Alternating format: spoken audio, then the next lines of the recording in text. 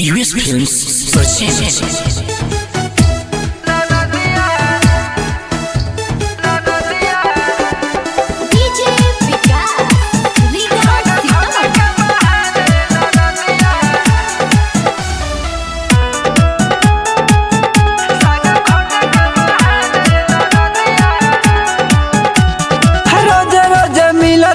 हमके और हनवा काहे नहीं खबू जाता हो सजनवा।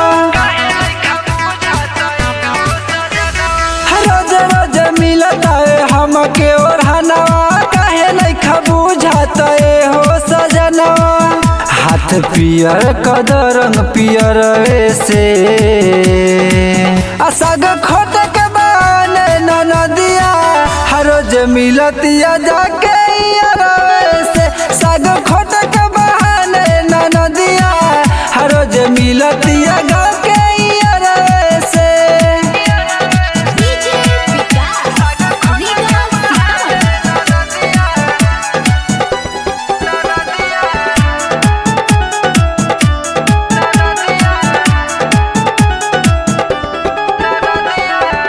लागता लगा लिहले बा कौनो से नहिया एही से फैलल जाता दिन दिन देहिया।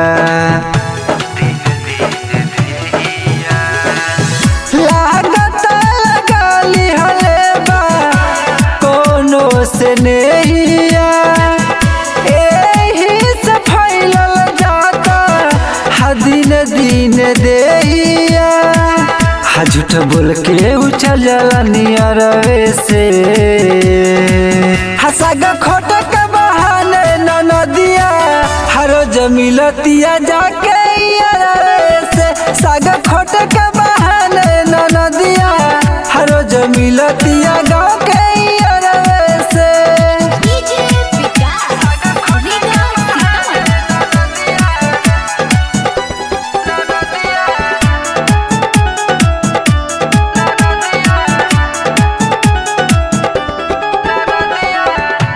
फैसल राजा से चलत चक्कर सुनी के बतिया दिमाग में लागल बटकर।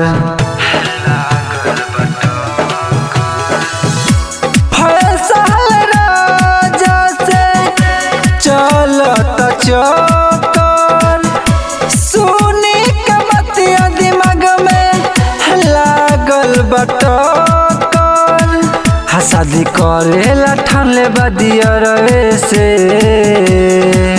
साग खोट के बहाने नदिया हर रोज मिलतिया जाके से। साग खोट के बहाने नदिया हर रोज मिलतिया जाके से।